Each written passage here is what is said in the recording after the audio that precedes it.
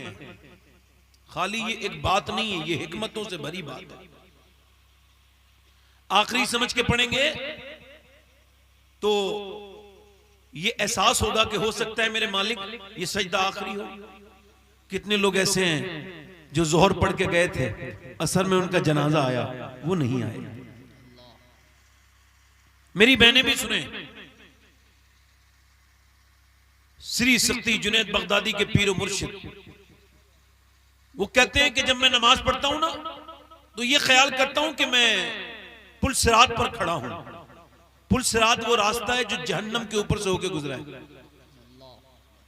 कहते मुझे खौफ रहता है कहीं कट के नीचे ना गिर जाऊं जहन्नम में नमाज के दौरान। और कहते हैं दूसरी मेरी सोच ये होती है कि काबा मेरे सामने है, और कहते हैं अल्लाह का शुक्र है अब तसव्वुर का आलम यह है कि मैं बगदाद में खड़ा होता हूं और मक्के का काबा मेरे सामने नजर आ जाता है। कहते हैं सामने काबे को सोचता हूं और खड़ा काय पे हूं, पुल सिरात पर, नमाज की नियत बांधी है तो।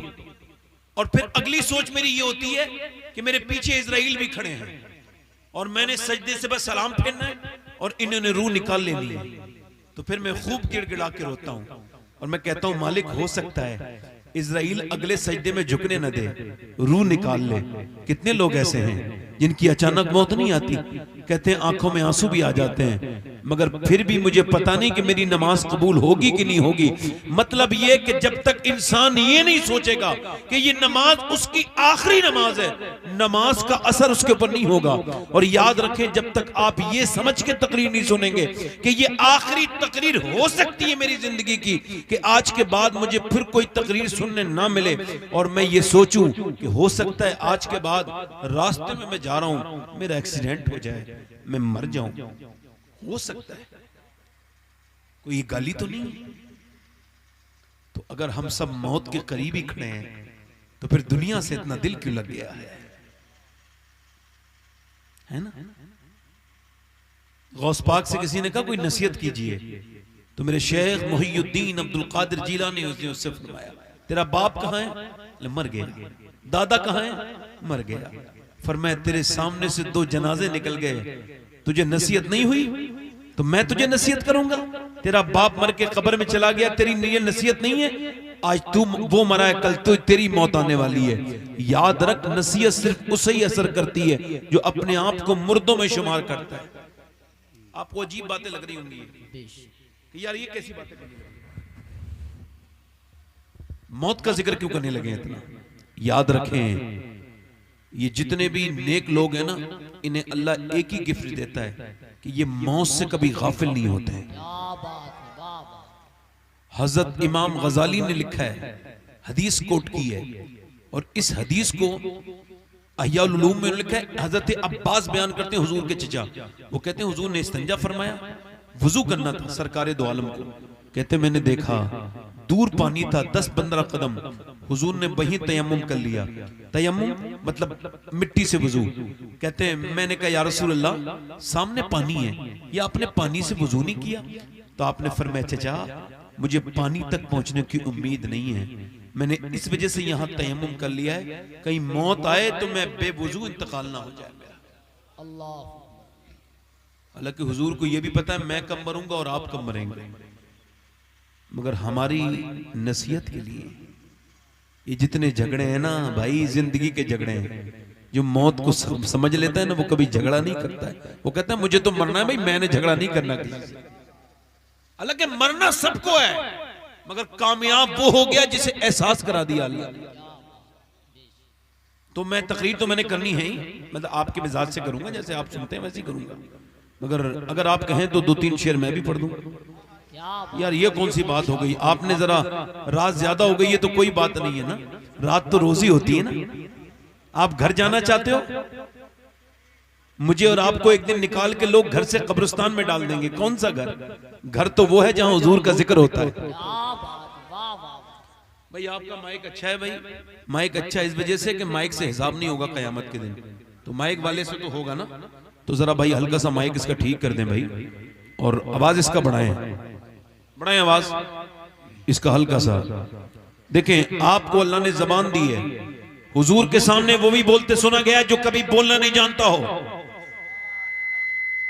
ठीक है, एक सियाबी हुजूर के सामने आते हैं, अर्ज करते हैं या रसूल अल्लाह मेरी बीबी ने भेजा है। फरमाया क्या बात है?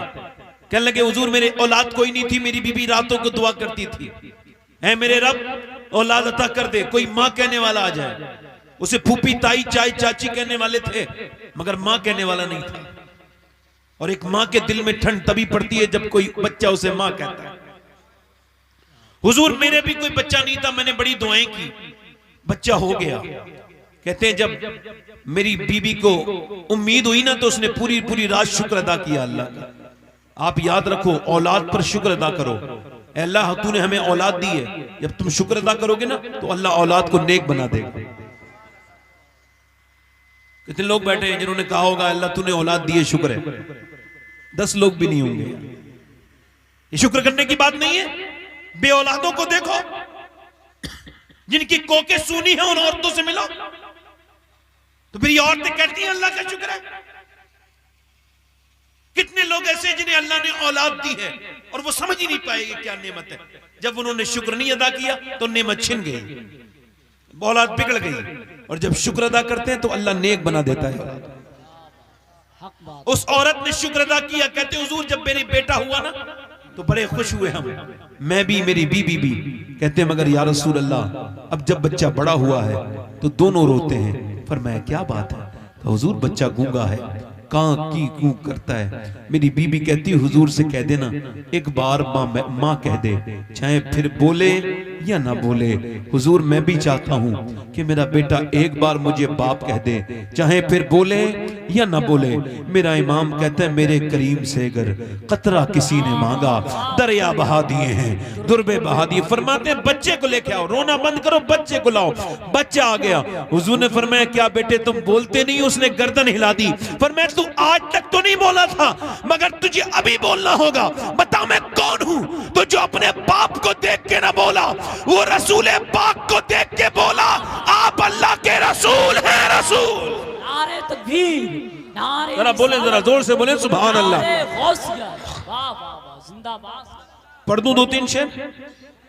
दोनों हाथ उठा के कहो या रसूल अल्लाह। मैं बस जब तक तकरीर शुरू नहीं हो रही जब तक कहलवा रहा हूं, फिर नहीं कहलवाऊंगा। रात भी ज्यादा हो रही है इस वजह से भी कहलवा रहा हूं। और डॉक्टर कहते हैं जो ज्यादा ऐसे उसे करता है ना उसे दिल का दौरा नहीं पड़ता। जरा जोर से बोले सुभान अल्लाह। पढ़ता हूं भी 2-3 शेर मौलाना। हिम्मत कर रहा हूं मैं तकरीर करने की, इतनी रात में तकरीर होती नहीं है मगर कर रहा हूं हिम्मत। दिल लगा के बोले सुभान अल्लाह। हाँ, एक मैं ही नहीं उन पर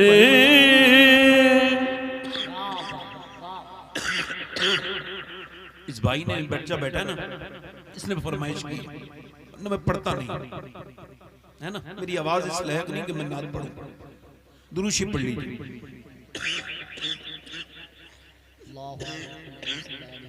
कोई बात नहीं, तो माइक जो है ना बहुत अच्छा है।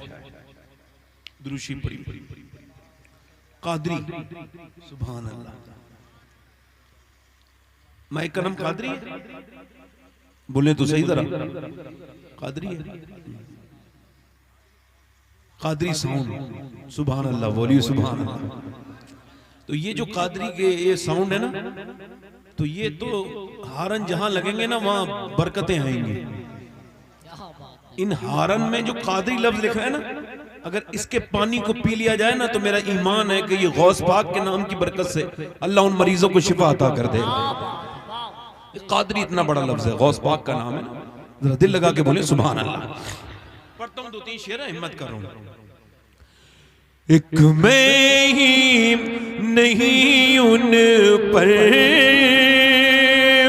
कुर्बान जमाना है जो रब दो आलम का महबूब यगाना है। जो रब दो आलम का महबूब यगाना है। कल पुल से हमें हमें जिसने खुद पार लगाना है, कल पुल से हमें जिसने खुद पार लगाना है, ज़हरा का वो बाबा है, हसनैन का नाना है, ज़हरा का वो। बोले तो सही, जरा बोले तो सही। तकरीर करूंगा मैं, जरा जोर से बोलो सुभान अल्लाह। क्या कह रहा हूं, तकरीर करूंगा, जोर से बोलो सुभान अल्लाह। ज़हरा का वो। और मौला अली कहते हैं कि मैं फातिमा की सखावत नहीं समझ पाया। क्या नहीं समझ पाया? बोले तो सही, क्या नहीं समझ पाया? कहते एक दिन ना मेरे दरवाजे पे एक आदमी आया, उसने कहा अल्लाह के नाम पे अपने बड़े बेटे हसन को दोगे? मैंने कहा या अल्लाह, लोग खाना मांगते हैं, ये तो बेटा मांग रहा है, कोई इम्तिहान तो नहीं? मैंने सोचा दे दूं हसन को। फिर मैंने कहा तू अकेला थोड़ी मालिक है अली, इसकी माँ का भी तो हक है। कहते मैं अंदर गया, मैंने नबी की बेटी से कहा एक आदमी अल्लाह के नाम पे हसन को मांग रहा है, तो उन्होंने फरमाया परेशान क्यों होते हैं आप, ऐसा करें हसन अपनी तरफ से दे दे, हुसैन फातिमा की तरफ से दे दे। वाह वाह, ओ दरे ज़हरा पर फैलाए हुए दामन, ओ दरे ज़हरा पर फैलाए हुए दामन, है नस्ल करीमों की लजपाले घराना है नस्ल। इनकी फरमाइश की वजह से पढ़े थे, वरना मेरा तबीयत नहीं थी, सही बता रहा हूं। हल्का से को कम करें भाई, आवाज बढ़ाएं। अब भाई कादरी साउंड मैं कुछ भी नहीं कहूंगा, है ना, यहाँ पे कफे लिसान है, कहीं का भी हो। हाँ तो जो है कि भाई हाँ इसका ट्रेबल बढ़ाएं। मेरी तकरीर का उन्वान कौन है? मैं जब नाम लूंगा ना तो आप नाम सुन के खुश हो जाएंगे और मैं फिर नाम लेके भी खुश हो जाऊंगा। अगर इतनी रात में आपने ठीक से सुन लिया और अल्लाह ने मुझे तौफीक दे दी ठीक से सुनाने की, तो यकीनन तो हम सबकी बख्शिश का सबब बनेगा ये जिक्र। क्योंकि पूरी कायनात का सुकून मदीने में है, आला हजरत का सुकून मदीने में, मुफ्ती आजम का सुकून मदीने में, शराफत मियाँ का सुकून मदीने में, हजरत सैयदना गौसुल आजम का सुकून मदीने में, निजामुद्दीन औलिया का सुकून मदीने में, कुतुबुद्दीन बख्तियार काकी का सुकून मदीने में, मोइनुद्दीन चिश्ती का सुकून मदीने में, वारिस पाक का सुकून मदीने में, वायजीद बस्तामी का सुकून मदीने में, फिर हजरत अली का सुकून मदीने वाले के पास, हजरत अबू बकर सिद्दीक का सुकून मदीने वाले के पास। अर्ज की गई या रसूल अल्लाह, सारी कायनात का सुकून तो आपके पास है, आपके कदमों में है, ये बताएं आपका सुकून कहां है? आपको कहां जाके सुकून मिलता है? दुनिया तो ये कहती है मेरा दिल तड़प रहा है, मेरा जल रहा है सीना, ये दवा वहीं मिलेगी, मुझे ले चलो मदीना। मगर है मदीने वाले, ये बताएं आपका सुकून कहां है? तो मदीने से आवाज आई, लोगों सबका सुकून तो अल्लाह ने मेरे पास रखा है, मगर मेरा सुकून मेरे रब ने मेरी खदीजा के पास रखा है। नारे तकबीर, खदीजतुल कुबरा, नारे गौसियत, उलमाए अहले सुन्नत, सज्जद शबाहत मियां साहिब, खदीजतुल कुबरा। कौन? पहली मोमिना। ये उलमाए किराम की तरतीब है। क्या है? तरतीब, स्टेप बाय स्टेप ये तरतीब है कि हजरत अबू बकर जवानों में, हजरत अली बच्चों में, ये तरतीब है। वरना खुदा की कसम, जिस दिन दुनिया में इस्लाम आया उसी दिन कलमा पढ़ने वाली का नाम खदीजतुल कुबरा है, और उन्हीं का ये जिक्र है। सुनोगे किसका जिक्र कर रहा हूं मैं? पहली खातून का जिक्र। किसका? पहली खातून जिसने कलमा पढ़ा सबसे पहले और जिसके पास हुजूर का सुकून है। भाई को कम करके भाई आवाज बढ़ाएं। मेरी बहनों की तादाद देख के मैंने ये तकरीर का इंतखाब किया है। क्या है? सबसे पहली मोमिना। हुजूर एक हफ्ते में 3 बार तकरीर करते थे। कितनी बार? तो 3 बार तकरीर करते थे और इसमें एक महफिल होती थी मर्दों की और 2 महफिलें होती थी औरतों की। और जब मक्के में पहली बार इस्लाम आया, मेरे नबी पे जब 5 की 5 आयत नाजिल हुई इकरा वाली, तो हुजूर ने मक्के के किसी सरदार को नहीं सुनाई, किसी अपने रिश्तेदार को नहीं सुनाई, बल्कि आकर के अपनी बीबी खतीजा को सुनाई। मेरे हुजूर जानते थे कि मैं खतीजा को सुनाऊंगा, खतीजा फातिमा को सुनाएंगी और फातिमा ये हुसैन को सुनाएंगी और हुसैन करबला के मैदान पे नेज़े पे चढ़ के कुरान सुना देगा। नारे तकबीर, नारे तकबीर, नारे रिसालत, नारे रिसालत, फैजाने इमाम हुसैन। ये मैं बात कर रहा हूं हसनैन की नानी हुसैन की। भाई बोलो तो सही यार, इसका बेस कम करके भाई ट्रेबल बढ़ाओ, जोर से बोलो सुभान अल्लाह। क्या नाम है? खतीजतुल कुबरा, पहली मां, पहली मोमिना, जिसने सबसे पहले कलमा पढ़ा। और मैं कहता हूं पूरी कायनात में मुझे आप बताएं, जरा बताएं आप, इतनी मालदार औरत आपने देखी? सैयदा खतीजा का लक़ब है मलकाए अरब। जब लोगों को खाना नहीं मिलता था तब उनके यहां सोने के ढेर लगे रहते थे। न मक्के में इतनी बकरियां थी किसी के पास। मेरी बहनें सुने ध्यान से, लक़ब क्या था? मलकाए अरब, अरब की मलिका, मलकाए अरब, अरब की सबसे ज्यादा मालदार औरत। मगर सिर्फ उन्हें मालदार कहा जाए तो उनका हक नहीं अदा होगा। मैं कहता हूं पूरी दुनिया में उनके पाए की कोई दूसरी औरत अगर आपकी नजर में मिले तो मुझे आप बताइए। इस माने में, जिस माने में मैं बयान कर रहा हूं, पूरी दुनिया की किसी औरत के आंगन में अगर इतनी बरकतें अल्लाह ने रखी हो किसी दूसरी औरत की, तो आप मुझे बताएं। खतीजा वो है जिसके दामाद का नाम मौला अली मुश्किल कुशा है, बेटी का नाम फातिमा ज़हरा है, नवासों का नाम हसन, हुसैन, हुसैन और हसन मुश्तबा है, और जिसके शौहर का नाम मोहम्मद मुस्तफा है। सुभान अल्लाह, सुभान अल्लाह, सुभान अल्लाह, माशाअल्लाह। किसका जिक्र कर रहा हूं? खतीजतुल कुबरा का। सबसे पहले कलमा पढ़ने वाली मोमिना है खतीजतुल कुबरा। कौन? अरब की सबसे मालदार औरत खतीजतुल कुबरा। कौन? जिसके पास अल्लाह ने अपने हबीब का सुकून रखा। और खतीजा की शादी हुजूर के साथ जो हुई है, ये कोई इत्तेफाक है? नहीं नहीं, अल्लाह को हबीब के गुलामों सुनो, अल्लाह ने अपने महबूब को रिश्तेदार भी चुन चुन के दिए और यार भी चुन चुन के दिए। क्या बात है, वाह वाह वाह। न यारों का जवाब है न रिश्तेदारों का जवाब है। अगर यार की बात कही जाए तो सलमान फारसी यार है, अगर याद की बात की जाए तो हजरत उस्मान जुन्नूरैन यार है, हजरत उमर यार है, अबू बकर सिद्दीक यार है, और अगर रिश्तेदार की बात की जाए तो अली रिश्तेदार है, हसन हुसैन और फातिमा रिश्तेदार। क्या बात है, वाह वाह वाह वाह, जिंदाबाद जिंदाबाद, बहुत अच्छा भैया। ये इतनी हाई लेवल पे जाके रात के वक्त में ही तकरीर कर रहा हूं मैं, मना करता नहीं। जरा जोर से बोले सुभान अल्लाह। सुभान अल्लाह। आपके समझ में आ रही है मेरी बात?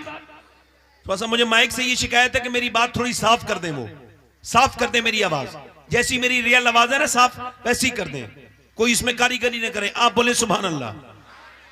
हाँ, दिल लगा के बोले। मैं कह रहा हूं खदीजतुल कुबरा का जिक्र कर रहा हूं। किसका जिक्र कर रहा हूं? उसका जिक्र कर रहा हूं कि मक्के में जब कोई हुजूर को नहीं मानता था तो वो अकेली मानती थी, है ना?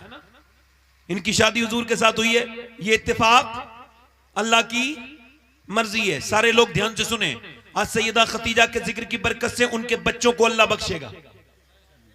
हम सब उनकी औलाद हैं। वो उम्मुल मोमिनीन है, अम्मी खतीजा।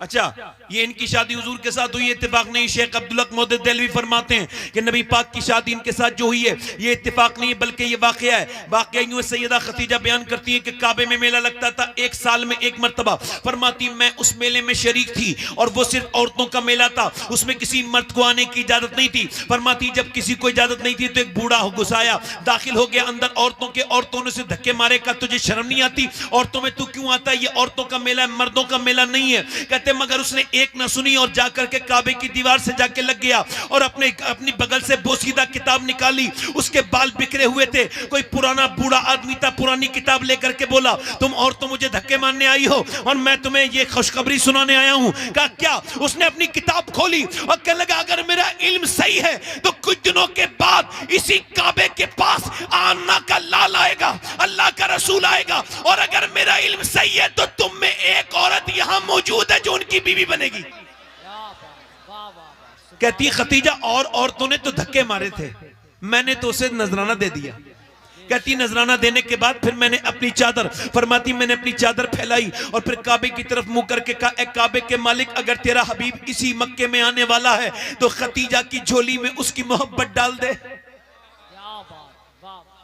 पहले लोग काबे जाते थे तो दुआएं मांगते थे, तौबा करते थे, कहते थे मालिक सदों का हमेशा का गुनहगार तेरी बारगाह में आया है, मालिक मुझे माफ कर दे। मगर अब ऐसा नहीं है।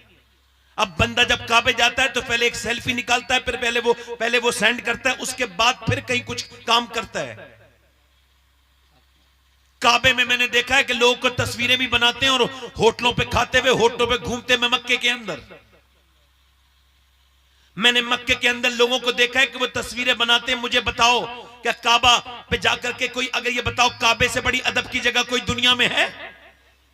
हुजूर ने फरमाया जब तक मेरी उम्मत हरम का एहतराम करेगी दुनिया में उसका एहतराम रहेगा, जब वो हरम की बेहुरमती कर देगी तो फिर दुनिया में उसकी इज्जत खत्म हो जाएगी।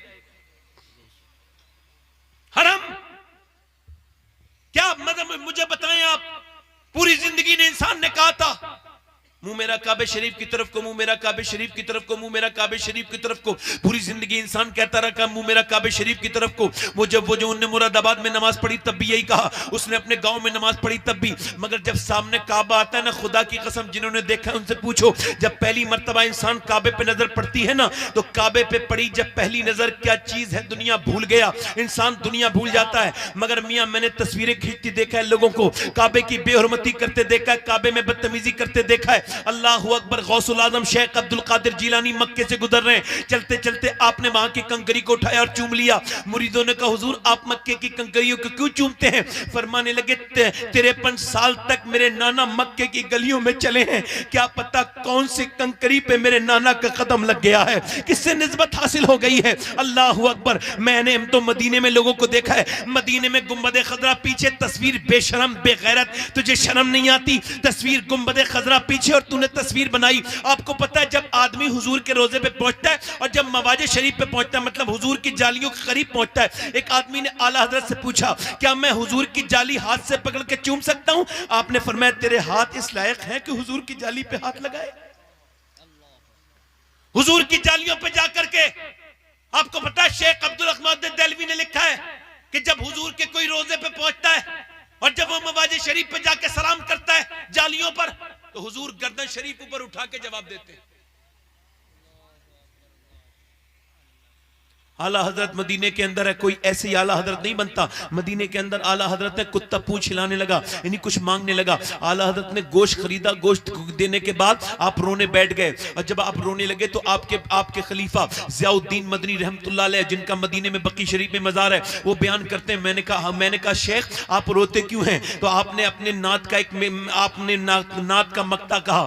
फरमाते हैं पारे दिल भी न निकला दिल से तोहफे में रजा, उन सगाने को से इतनी जान प्यारी वाह वाह। कहते हैं अहमद रजा वो हिंदुस्तान का कुत्ता नहीं था, वो तो मदीने का कुत्ता था। उसका हक तो ये था तू अपना कलेजा चीर के दिल का टुकड़ा उसके सामने रख देता, मगर तुझे अपनी जान तुझे ज्यादा है मदीने के कुत्ते से। फिर अपनी खिल्ली उड़ाते हैं उन सगाने को से इतनी जान प्यारी वाह वाह। एक जगह फरमाते हैं खौफ है समा खराशी सगे तैबा का, वरना क्या आता नहीं नालो फगा हमको। फरमाते हैं लोगों में मालूम है मदीने में मैं आवाज से भी रो सकता हूं, मगर आंसुओं से इस वजह से रोता हूं कि मुझे डर है कहीं मेरी आवाज से मदीने के कुत्तों के कान न छिल जाएं। अल्लाह अकबर। फरमाते हरम की जमीन और कदम रख के चलना। अरे सर का मौका है ओ जाने वाले, अगर अल्लाह मदीना ले जाए तो लोगों कभी तस्वीर मत बनाना, वहां के बाजारों में मत घूमते रहना, वह दुनिया में जाके गाफिल मत हो जाना। तुझे तस्वीर बनानी चाहिए थी, तुझे तो ये कहना चाहिए था कि मुजरिम बुलाए आते हैं जाऊ का है गवाह, फिर रद हो कब ये शान करीमों के घर की है। सरकार हम गवारों में तर्जे अदब कहां, हमको तो बस वक्त तमीज यही भीख भर की है और मुजरिम बुलाए आते हैं। जाऊ का है गवाह, फिर रधो कब ये शान करीमों के घर की है, और लब्बा हैं, आंखें बंद हैं, फैली हैं झोलियां, कितने मजे की भीख तेरे पाक दर की है। मदीने में जाकर के तो तुझे अपने रब की बारगाह में तौबा करना चाहिए था, मगर अफसोस के तूने वहां तस्वीर बनाई। ऐ लोगों, कभी मदीना जाओ तो वहां तस्वीर मत बनाना मक्के और मदीने में, क्योंकि मक्का और मदीना तस्वीर बनाने की जगह नहीं है, तकदीर बनाने की जगह है। वाह वाह वाह, जिंदाबाद। तकदीर बनाई जाती है। सैयदा खतीजा कहती मैं दुआ मांग के अंदर चली गई, कहती मैं अपने घर गई तो मैंने ख्वाब देखा। ख्वाब क्या देखा, जोर से बोले जरा, देख तवज्जो करें। कहती ख्वाब क्या देखा, किसी ने पूछा ख्वाब क्या देखा, फरमाती मैंने ख्वाब देखा कि आसमान से सूरज आया है और सूरज पूरे मक्के में चला गया, हर घर में मक्के के हर घर में सूरज चला गया। फिर वो सूरज मेरे घर आया तो मेरे घर का कोना कोना चप्पा चप्पा रोशन हो गया। कहती उसके बाद क्या हुआ कि मैं बरका बिन नौफिल के पास गई, मैंने ख्वाब की ताबीर पूछी। मैंने कहा मैंने ख्वाब देखा है। कहा क्या ख्वाब देखा? कहा मैंने देखा था कि आसमान का सूरज जमीन पे आया है। कहा अच्छा, मेरे घर आया है। बरका बिन नौफिल ने कहा अगर तेरा ख्वाब सच्चा है खतीजा तो तेरे घर में अल्लाह का हबीब आएगा, हबीब आएगा, तू खुश नसीब है। सैयदा खतीजतुल कुबरा बयान करती हैं, सैयदा खतीजतुल कुबरा बयान करती है मेरा बाप का इंतकाल हो गया, 2 बार बेवा हो गई, उनके बाप का इंतकाल हुआ, भाई का इंतकाल हुआ, कहती परेशान हो गई, मेरे पैसे में खसारा होने लगा, मेरा तिजारत में नुकसान होने लगा। मैंने अबू तालिब को बुला के कहा कि लोग मेरी बकरियां बेच देते हैं, मक्के के लोग, और कहते हैं कि बकरियां चुर गई, मेरे ऊंटों को बेच देते हैं और कहते हैं ऊंट मर गए, मेरा बाप नहीं है, मेरा भाई नहीं है, मेरा शौहर मर गया, आप मेरी मदद करें, मेरे तिजारत में मेरी मदद करें। तो उन्होंने कहा मैं तो आप मदद नहीं कर सकता, मक्के के बाहर तक नहीं जा सकता।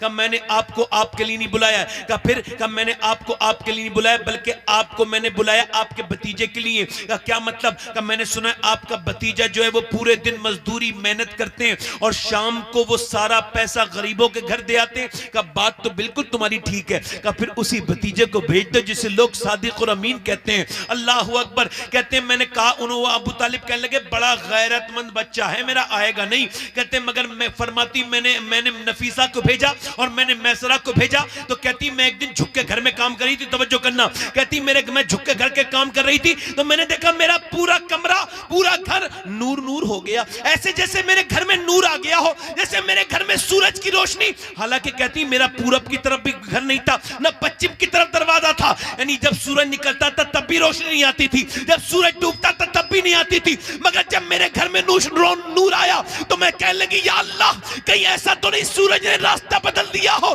तो मैंने पलट के देखा तो सूरज ने रास्ता नहीं बदला था, दरवाजे के पास पर्दे के पीछे आमना का लाल खड़ा था और चेहरे में इतना नूर था कि मेरे पूरे घर में नूर ही नूर फैल गया था। मेरा इमाम कहता है खुर्शीद था किस जोर पर, क्या बढ़ के चमका था कमर, और बेपर्दा जब वो रुख हुआ ये भी नहीं वो भी नहीं। वाह वाह वाह, दिल लगा के बोलो जरा सुभान अल्लाह, मुस्कुरा के बोलो, दिल लगा के बोलो जरा, दिल लगा के बोलो।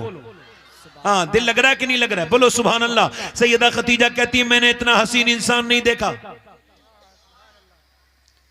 बहुत रात में तकरीर करना मुश्किल है क्योंकि ऐसा साथ मर जाते हैं और जज्बात पर मजरू हो जाते हैं। फरमाती मैंने इतना हसीन इंसान, मगर उनके हुस्न से बड़ी बात जो मुझे उनके अंदर लगी वो उनकी निगाहें थी। जरा बोलो तो सही सुभान अल्लाह। कहती और जितने लोग आते थे ताक झांक करते थे, देखे खतीजा कैसी है, मगर यह पहला मर्द आया था जिसकी निगाहें झुकी थी। मेरा इमाम कहता है या इलाही रंग लाएं जब मेरी बेबाकियां उनकी नीची नीची नजरों की हया का साथ हो। इसका मतलब यह नहीं है कि आप जब रास्ते से निकले, हकीम लुकमान कहता है अपने बेटे से, बेटे मैं 8 नबियों से मिला हूं और उनसे मैंने 800 बातें सीखी हैं। कितनी? 800 बातें।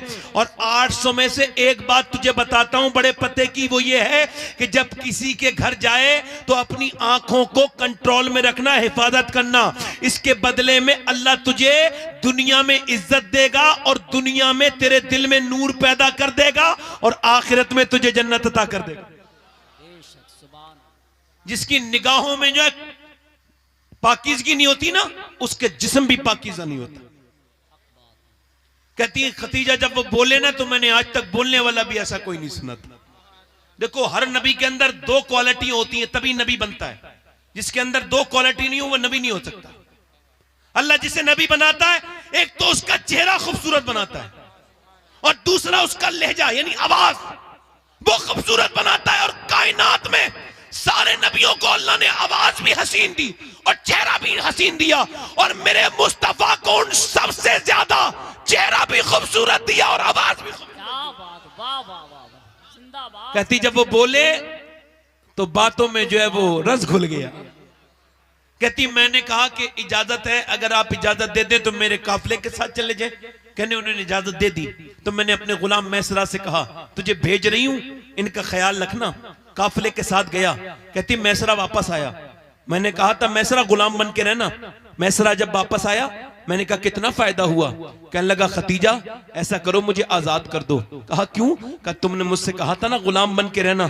अब मैं पहले जब जाता था तो जितने लोग भी होते थे मुझे जुल्म करते थे, मेरी मट्टी पलीत करते थे पूरे रास्ते, मगर ये पहला इंसान है जिसका मैं दिल से गुलाम बन गया हूं। कहा क्या मतलब? कहा उन्होंने पहले मुझे खिलाया है बाद में खुद खाया है, पहले मुझे सुलाया है बाद में खुद सोए हैं। अल्लाह अकबर। गौसुल आजम फरमाते किसी की औकात देखनी है तो देखो कि वो अपने नीचे के लोगों पे कैसे जो है वो उसके साथ कैसे पेश आता है। अल्लाह अकबर। दुनिया का सबसे गरीब इंसान वो है जिसके दिल में रहम नहीं है। अगर किसी की औकात देखनी है तो या तो उसकी बीवी बताएगी या उसके यहां काम करने वाला आदमी बताएगा। जलसे और नारे नहीं बता सकते। समझ आ रही? वो कहने लगा मैसरा ऐसा करो मुझे आजाद कर दो। कहा क्यों? कहा उनके बगैर मैं रह नहीं सकता। कहा क्यों? कहा उनके बगैर जाता था ना तो मेरे पूरे रास्ते मेरे ऊपर धूप पड़ती थी, इनके साथ गया हूं तो एक दिन भी धूप नहीं आई सर पे। कहा क्या हुआ? क्या सूरज नहीं निकला? कहा सूरज तो रोज निकलता था मगर आमना के बेटे के सर पे रोज बादल साया करता हुआ चलता था, गुलामी करता हुआ। कहते मैंने उनके जिस्म से जैसी खुशबू सूंगी ऐसी खुशबू आज तक मैंने कभी किसी कस्तूरी में भी नहीं सूंगी। कहने लगे मैंने जैसे उनके जिस्म पे कभी मक्खी बैठती नहीं देखी। खतीजा बोली ये बता फायदा कितना हुआ? मंडी के हालात बता। का मंडी के हालात बताऊं? का क्या? मंडी के में जब पहुंचे तो लोगों ने कहा झूठ बोलो। मक्के के लोग बोले हुजूर से झूठ बोलो। मेरे नबी ने फरमाया मैं झूठ नहीं बोलूंगा। वो कहने लगे फायदा नहीं होगा। फरमाया मैं फिर भी झूठ नहीं बोलूंगा। कहने लगे लात उज़्ज़ा की कसम खाओ तभी फायदा होगा। मेरे हुजूर ने फरमाया लात उज़्ज़ा से मैं नफरत करता हूं। कुछ लोग कहते हैं ना बगैर झूठ बोले फायदा नहीं होता। झूठ बोल के आपकी कमाई हराम हो जाती है और हराम लुक़मा बेटों बच्चों के पेट में जाता है। मेरे हुजूर ने फरमाया मैं सच बोलूंगा सच। सरकार ने फरमाया फायदा नुकसान मेरे अल्लाह के इख्तियार में है। फिर वो बोली खतीजा फिर बता कितना फायदा हुआ? कहा तो फिर सुनो आज तक किसी झूठे को इतना फायदा नहीं हुआ अल्लाह ने जितना उस सच्चे को फायदा। क्या बात है, वाह वाह वाह, जिंदाबाद, क्या बात।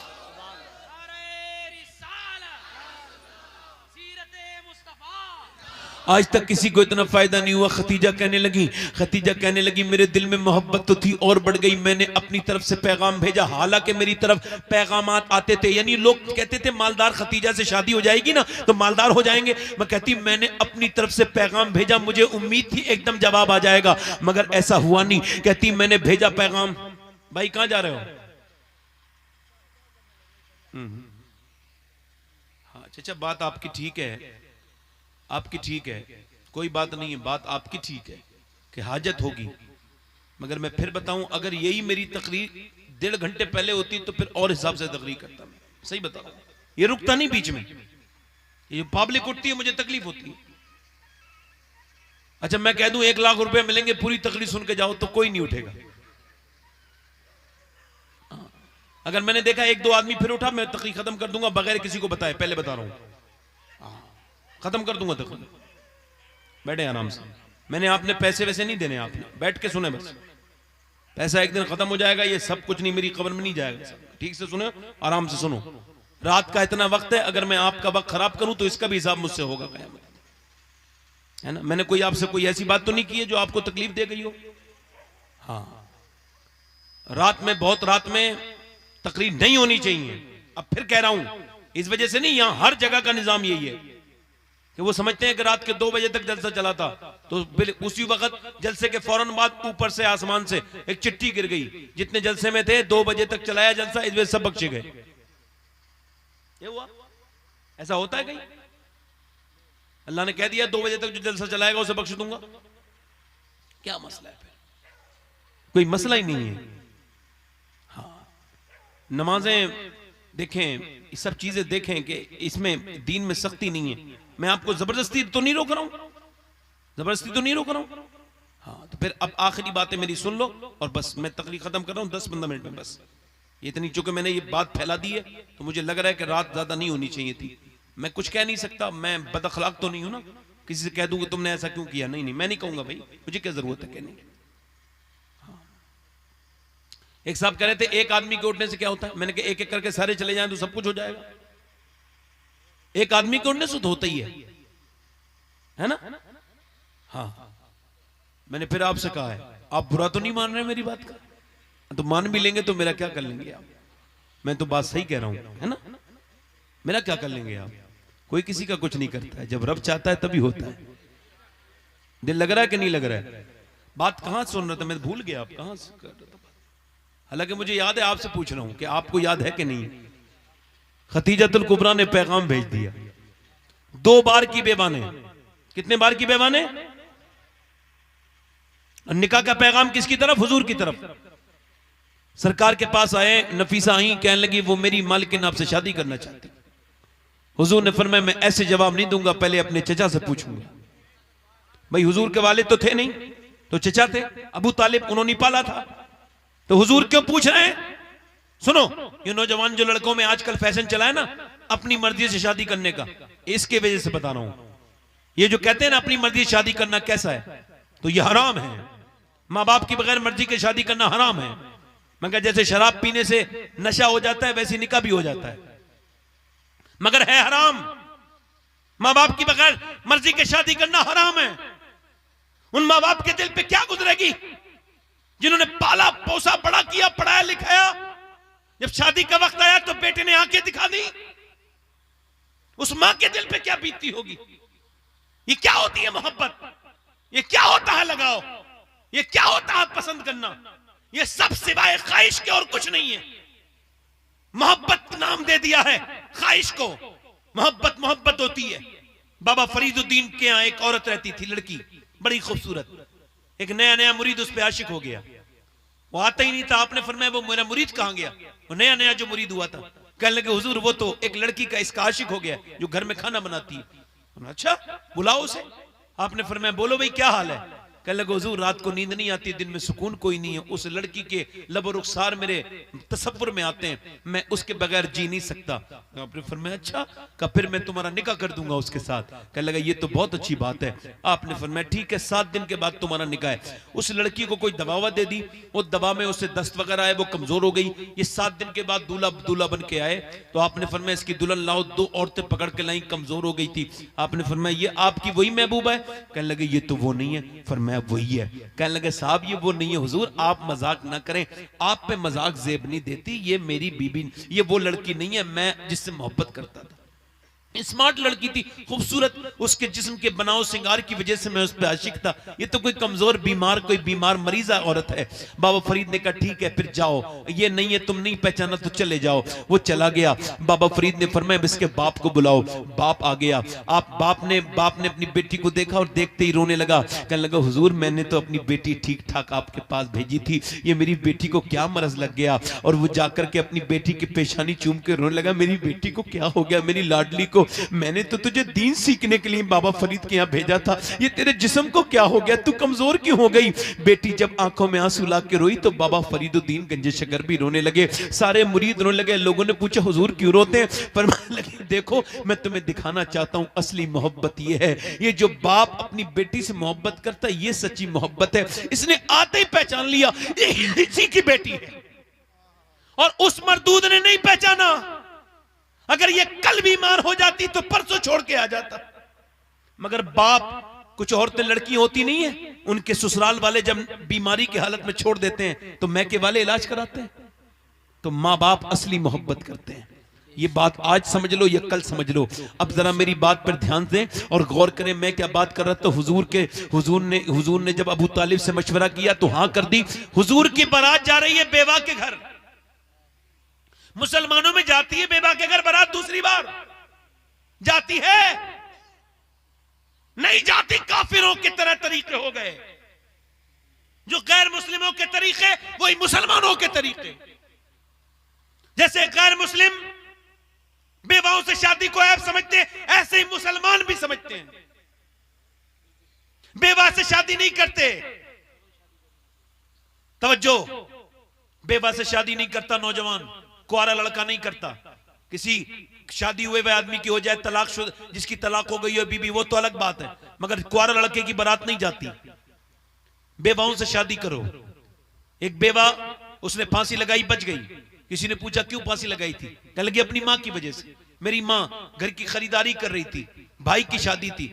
मैंने पूछा अम्मी मुझे क्यों नहीं लेके जाती हो, और फिर आकर के सामान भी छुपा लेती हो? तो मेरी मां कहने लगी बेटी तू मनहूस है, तू बेवा है, मैं नहीं चाहती कि तेरी नजर भी मेरे बच्चे की खुशियों में पड़े, तो मेरे बच्चे की जिंदगी मनहूस हो जाए, तो मैं तुझे इस वजह से तेरी नजर नहीं पड़ने देती। कहने लगी जब मेरी माई मुझे मनहूस कहती है तो मैं जी के क्या करूंगी। कोई बेवा औरत हो ना मुआशरे में, लड़कों नौजवानों तुम्हें बता रहा हूं, और उसके छोटे छोटे बच्चे भी हों, और वो चॉकलेट के लिए और कपड़ों के लिए रोते हों, तो याद रखना उन बच्चों को तकलीफ मत देना, उन बच्चों के सर पे हाथ रख देना, उस औरत को अपना लेना, उस बेवा को कोई राजी हो ना हो, मेरा रब राजी हो जाएगा, उसके रसूल राजी हो जाएंगे, मेरे पैगंबर राजी हो जाएंगे।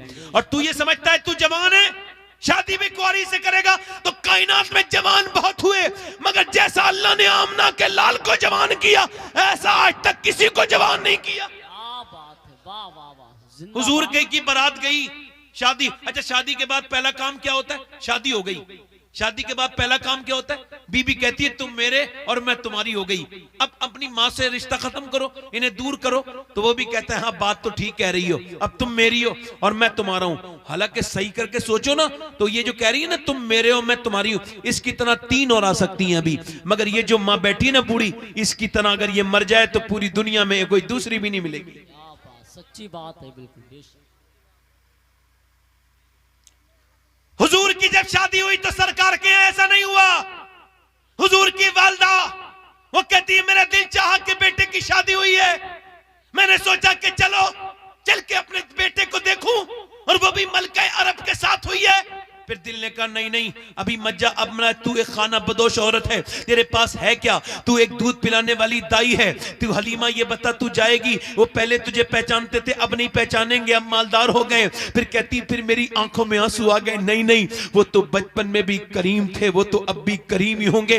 हलीमा कहती है जब मैं पहुंची तो मैंने देखा मेरा लाल, मेरा बेटा मोहम्मद, मैं उसके सदके चली जाऊं। कहती मेरा बेटा मुझे देखते ही खड़ा हो गया और अपनी चादर ऊपर को बिछाई। कहती चादर ऊपर को बिछाने के बाद मुझे ऊपर बिठाला, खुद नीचे बैठ गए, और उनकी बीबी बोली ये कौन खातून है जिसके लिए आप खड़े हुए और चादर पे ऊपर बिठाला है? अल्लाह के रसूल ने फरमाया खदीजा तूने पहचाना नहीं, ये मेरी माँ है, इसने मुझे दूध पिलाया है, इसका नाम हलीमा है। अल्लाह अकबर, मेरे नबी ने दुनिया को बता दिया कि अगर तुम ये चाहते हो नौजवानों कि तुम्हारी बीबियां तुम्हारी माओ की इज्जत करें, तो तुम अपनी बीबियों के सामने अपनी माओ को इज्जत दिया करो, उन्हें ऊपर बिठाला करो, तो तुम्हारी बीवियां भी इज्जत करेंगी। नारे तकबीर, नारे रिसालत, नारे गौसियत, अज़मते वालिदैन। और अगर तुम गालियां दोगे तो है मां एक बार चली जाए तो दूसरी मां नहीं मिलती, मैं सही बता रहा हूं आपको। हाँ, मां मर गई तो फिर दूसरी मां। एक लड़का बड़ा मालदार हो गया, उसने अपनी मर्जी से शादी कर ली बंबई में। बाप ने जब सुना मर्जी से शादी हो गई, इज्जतदार आदमी तक गांव में दिल का दौरा पड़ के मर गया। जब बाप मर गया तो जो है कि नहीं, जब बाप मर गया ना तो मां ने अपने बेटे को खत लिखा, बेटे अब तो तेरे बाप का भी इंतकाल हो गया है और मैं भी ज्यादा दिनों तक जिंदा रहने वाली नहीं हूं, मेरे बेटे मुझे बुला ले। अब तो मैंने सुना है तेरी शादी के बाद तेरे बच्चे भी हो गए, तो मैं पोती पोता को देखना चाहती हूँ, पोती पोता को देखना चाहती हूँ। तो उसने अपनी बीबी से पूछा अम्मी को बुला ले? उसने कहा अच्छा अम्मी को बुलाओगे? कहा ऐसा करो रमजान में बुला लेना, कोई नौकरानी भी घर पे नहीं है, तुम्हारी माँ कम से कम काम ही कर लेगी। उसने कहा ठीक है। रमजान से मैं पहले खत भेजा और फिर टिकट भेज दिए, माँ आ गई, रमजान में काम करती रही, 25 दिन हो गए। बीबी ने अपनी शौहर से कहा ये बताओ कि ईद के कपड़े कब दिलवाओगे, शॉपिंग कब करोगे? बीबी ने कहा, तो उसने कहा इतवार वाले दिन। इतवार पे दिन आया, जल्दी आ गया और कहने लगा बीबी से चलो। तो उसने कहा अम्मी को भी ले चलूं? बीबी ने, इसने कहा अपनी बीबी से अम्मी को भी ले चलूं, गांव से आई है, कुछ खरीद लेंगी ईद के लिए? उसने कहा फिर तुम माँ को ही ले जा अपनी बूढ़ी को। तो उसने कहा चल ठीक है। वो अपनी माँ के पास गया, कहने लगा अम्मी लिख दो जो भी तुम्हें चाहिए। बीबी से कहा लिखवा लेता हूँ। कहाँ लिखवा ले। माँ से कहा जो भी तुम्हें। तो माँ कोई काम कर रही थी बेचारी, तो उसने वो जो है ना वो हाथ वाथ साफ किए और आंखों में आंसू रोक लिए, दिल को जरा सा पहचान रोक लिया ना, और फिर अंदर गई, जाके खत लिखा, कहा बेटे जो भी चाहिए इसमें लिख दिया है, वहीं जाके खोल लेना, यहाँ मत खोलना। इसने कहा ठीक है। पर्चा जल्दी जल्दी में जेब में डाला, गया, जाकर के पूरे दिन जो है ना वो पूरी खरीदारी हुई। बीबी के कपड़े, माँ के कपड़े, वो बीबी के कपड़े, बच्चों के कपड़े, बच्चों के जूते, बेटी के जूते, इसके खुद के जूते, सारा का सारे बाजार में घूमते घूमते शाम हो गई। बीबी ने कहा अब अपनी माँ का पर्चा खोल के देखो क्या क्या मंगाया तुम्हारी देहात से आने वाली माँ ने। इसने कहा ठीक है। इसने खत खोला, और जब खत खोला तो ये सिसकियां लेके रोया। इसकी बीबी ने पढ़ा ना तो वो भी रोने लगी। कुछ लोग करीब में जा रहे तो दोनों को रोते देखा, कहा लगा क्यों रो रहे हो, तो खत सामने कर दिया। और जब वो खत उस आदमी ने पढ़ा ना तो पूरा मजमा रोने लगा। खत में क्या था? खत में लिखा था मेरे बेटे तूने आज मुझसे 25 दिन के बाद पूछा है कि तुझे क्या चाहिए, तो मेरे बेटे मैं पका हुआ फल हूं, क्या पता कब टूट के गिर जाऊं। मेरे बेटे मैं बूढ़ी हूं, कभी भी मर सकती हूं। मेरे बेटे मुझे तेरी दौलत से कोई मतलब नहीं, न तेरे इस घर से, न तेरे इस शहर से, न तेरी इस नाम से, न तेरी इंजीनियरिंग से। अगर तू मुझे ईद के दिन कुछ देना ही चाहता है ना, तो मैं आज 1 महीने से आई हुई हूं, तूने मुझसे बैठ के बात नहीं की है। अगर ईद के दिन कोई तोहफा देना चाहता है ना, तो ईद के दिन तू मुझसे बात कर लेना थोड़ी देर, मेरे पास बैठ जा। मेरे बेटे तू जमाने के लिए इंजीनियर बना है, डॉक्टर बना है, मेरे लिए मेरा बेटा है। तेरी दौलत तेरी बीवी बच्चों को मुबारक हो। मैं बूढ़ी अपनी कब्र में तेरी दौलत नहीं लेके जाऊंगी। मुझे तो तू मेरा बेटा है, मैंने तुझे पाला है। डायपर का जमाना नहीं था जब मैं तुझे पालती थी मेरे बेटे, मेरे लाल। तो मैं गांव जाने वाली हूं, जब ईद आए तो ईद का तोहफा ये होगा कि तुम मुझसे बात कर लेना। मैं कहता हूं एक बार मां चली जाए ना तो ठंडी मिट्टी के अलावा कुछ बचता नहीं है। मां चली जाए ना तो फिर बाप मर जाए। तो मैं पहले अपने घर जाता था रात में, जैसे अब भी जाऊंगा तो मेरी अम्मी दरवाजा खोलने आती थी। तो अब जब जाता हूं तो अम्मी को फालिज हो गई है, तो दरवाजा कोई दूसरा खोलता है, मगर देर भी हो जाती है। पहले वो गाड़ी की आवाज सुन के दरवाजा खोल देती थी, तो अब देर भी हो जाती। कभी कभी मैं जाता हूं तो अम्मी जागती होती हैं। एक दिन मैंने पूछा अम्मी नींद नहीं आती रात को? तो मेरी तरफ मेरा हाथ पकड़ के बोली बेटे वो तुम्हारी गाड़ी की आवाज आती ना तो आंख खुल जाती है, मगर मेरे एक हाथ से एक पैर से चला उठा नहीं जाता, मैं उठ के बैठ भी नहीं सकती। मेरा हाथ पकड़ के बोली कि तू हुजूर के जलसों में जाता है तो जाके दुआ करना कि अल्लाह मुझे इतनी ताकत दे दे हाथ पैरों में कि जब तुम आया करो तो मैं तुम्हारे लिए दरवाजा खोल दिया करूं। एक बार बाप चला जाए तो फिर बाप दूसरा नहीं मिलता। मां की ठंडी मिट्टी से लोग रोते हैं। एक आदमी आया कहने लगे मेरे बाप ने दौलत से बेदखल कर दिया। मैंने कहा अच्छा, मैं कहा ईद आने वाली, कभी ईद मिले हो अपनी जिंदगी में बाप से? कहने लगे नहीं 40 साल उम्र हो गई आज तक नहीं मिला। मैंने कहा इस बार मिल लेना। कहने लगा नहीं मिलूंगा, ईद अब्बा नहीं मिलेंगे, नाराज है, बहुत गुस्सा करते हैं। मैंने कहा अब्बा से ईद भी मिलनी है और दुरूद भी पढ़ना है। उसने कहा ठीक है, वो समझा कोई अमल है। ईद के बाद आया, कहने लगा आपका शुक्रिया, अब्बा मान गए। मैंने क्या हुआ? कहने लगे ईद वाले दिन मैंने कहा अब्बा ईद मिलनी है। हट मैं नहीं मिलता। मैंने कहा नहीं अब्बा ईद मिलनी, हट मैं नहीं मिलता। कहते मैंने जबरदस्ती जब अपनी बाहों में भरा ना अब्बा को, तो कुछ देर तो धक्का मारते रहे, मगर फिर जब मैंने दुरूद पढ़ा ना और जब मेरे सीने की गर्मी उनके सीने तक पहुंची तो मेरा बाप सिसकने लगा। बूढ़ा बाप जब मेरा रोया ना तो मैंने कहा अब्बा आपको आज तक रोते नहीं देखा था, आज कैसे रो रहे हो? कहने लगे बेटे आज तक तूने मुझे इतनी इज्जत नहीं दी थी जितनी आज दी है। तू तो मुझे झिड़क देता था, तू बच्चों को अपने दोस्तों को टाइम देता था, मुझे कब देता था? मेरे बेटे तू सबसे बड़ी मेरी कमाई तू है, मेरी दौलत कमाई नहीं है। मैंने अपनी जवानी में आग लगा के तेरी जिंदगी में उजाला किया है। ऐ मेरे बेटे मैं बरसात में भीगता रहा कि ताकि तुझे तेरे ऊपर कोई बूंद न पड़े। ऐ मेरे लाल जब तू जवान हो गया है तो मुझे आंखें दिखाता है तो मेरा दिल फट गया है। ऐ मेरे बेटे तू मेरे पास, तूने बड़ी मेहरबानी की, वो कहने लगा सैयद साहब आपकी बड़ी मेहरबानी, मैं 40 साल की उम्र हो गई, आज तक बाप नहीं पहचाना था, आज बाप को पहचाना हूं। मैं कहता हूं बाप से भी कभी कभी ईद मिल लिया करो। बाबा फरीद कहते हैं कि अपने बाप का तलवा बगैर किसी कपड़े के चूम लेना 7 साल की नफली इबादत से बेहतर है। अल्लाह के रसूल फरमाते जिसके माँ बाप राजी हो जाए उससे अल्लाह राजी हो जाता है। माँ बाप से मोहब्बत करो। सैयदा हलीमा सादिया कहती हैं कि मैं 40 दिन रही। कितने दिन? कहती 40 दिन के बाद चली तो 40 बकरियां दी मुझे खतीजा ने। मैंने कहा 40 बकरियां क्यों? का हर दिन का नजराना एक बकरी। ये बहू है जो सास को नजराना दे रही है। ये इस्लाम का मिजाज है कि अगर बरकतें चाहते हो मेरी बहनों तो सासें बूढ़ी होती हैं, कुछ थोड़ी बात कमी भी होती है उनके अंदर। मैं नहीं कहता कि सासें फरिश्ता होती हैं, मैं नहीं कहती कि वो कभी सताती नहीं है, नहीं, तुम्हारी माँ भी तो होती है ना। तो मेरी बहनों अपनी सासों पे लुटाया करो, अगर लुटाओगी तो अल्लाह तुम्हें खतीजा की तरह बरकतें अता फरमाएगा। सैयदा खतीजा की सीरत पर आखिरी ये बाब चल रहा है। हुजूर, अम्मी आयशा फरमाती हुजूर जब आराम करते थे किसी की हिम्मत नहीं होती थी जो हुजूर को जो है ना आवाज दे दे दरवाजे पर। कहती एक दिन दरवाजे पर धक धक हुई तो मैंने कहा ये कौन है, कौन बेअदब है? कहती मैं गई तो मुझसे पहले हुजूर गए, एक बूढ़ी औरत को लेके आए, उसका हाथ पकड़ के, कहते उसके हाथ में डंडा था, बूढ़ी थी, वो रोने लगी ना, बातें करते करते तो हुजूर भी रोने लगे। और फिर जब वो मुस्कुराई ना तो मेरे हुजूर भी मुस्कुराने लगे। और ये लोगों जब आमना का लाल मुस्कुराता है ना तो गनीमत लगर वालों खाली आमना का लाल नहीं मुस्कुराता, पूरी कायनात मुस्कुराने लगती है। मेरे हुजूर ने वो गई ना, हुजूर ने चादर दे दी। अम्मी आयशा पूछती है, मैंने कहा अर्ज़ की या रसूल अल्लाह ये कौन औरत है जिसे आपने इतना टाइम दिया है? हुजूर ने फरमाया पहचाना नहीं, ये मेरी खतीजा की सहेली है। यानी बीबी की सहेली को इतनी इज्जत दे रहे हैं हुजूर, और हम तो सालों को इज्जत नहीं देते।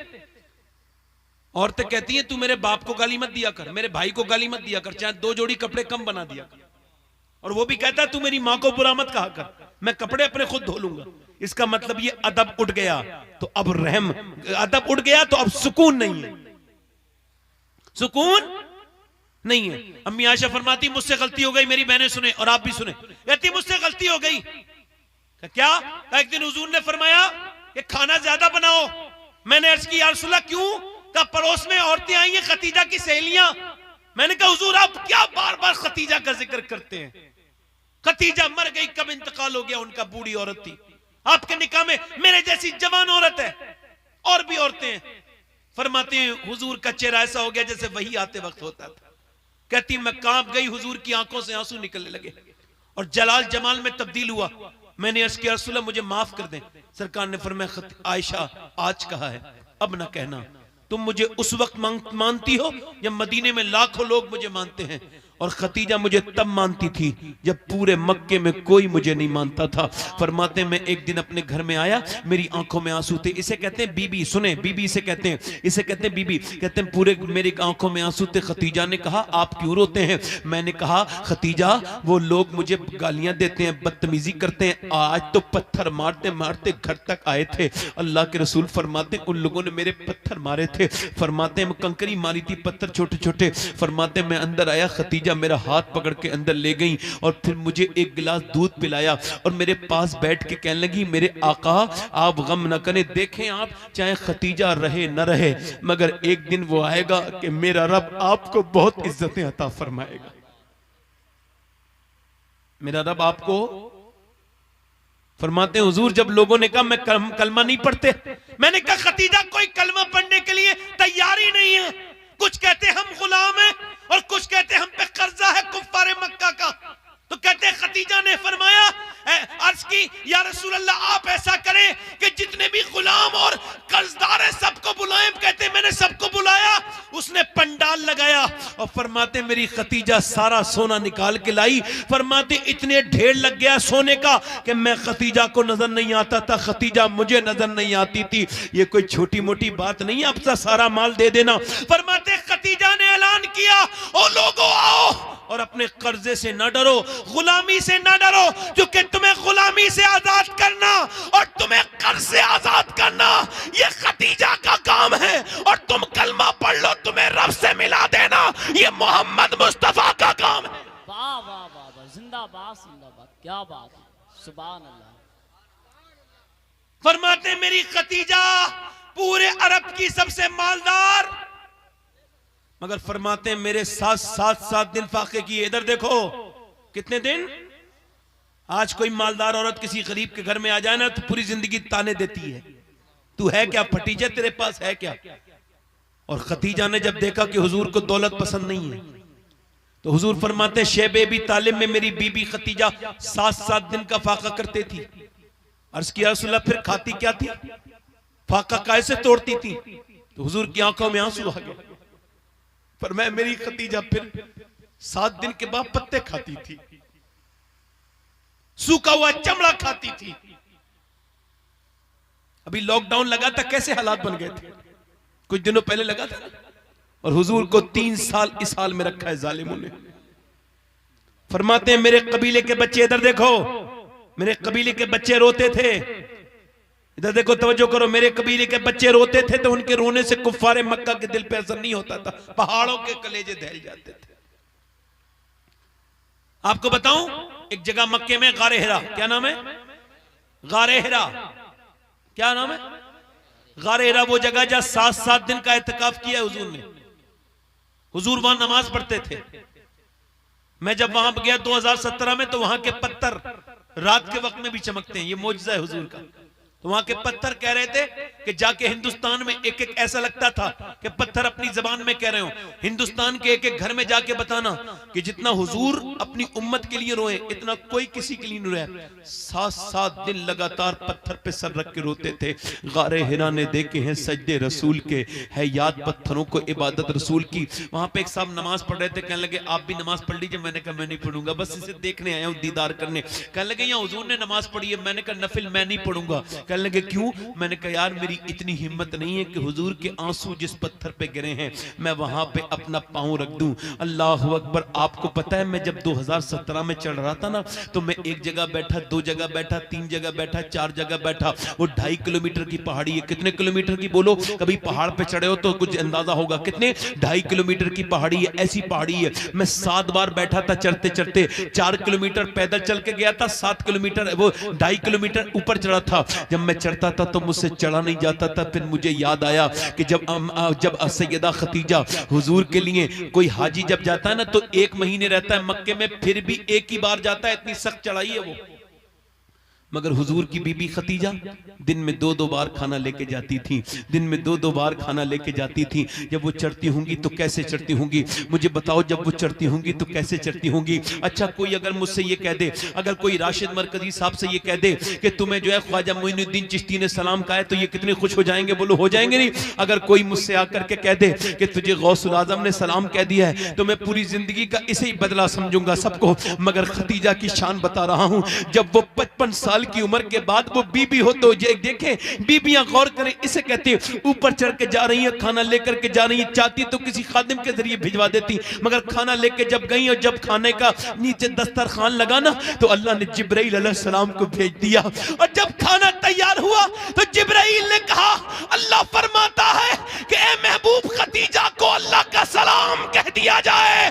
खतीजा को अल्लाह सलाम कहता है। मेरा इमाम कहता है अर्श से जिस पे तस्लीम नाजिल हुई उस सराय सलामत पे लाखों सलाम। खतीजा वो है जिसे मेरे रब ने सलाम कहा है। आला हजरत फरमाते हैं आम औरत आम मर्द का हक नहीं अदा कर सकती, मगर खतीजा वो है जिसने हुजूर का हक अदा कर दिया। क्या बात है, वाह वाह वाह, जिंदाबाद जिंदाबाद। किसका हक अदा कर दिया है?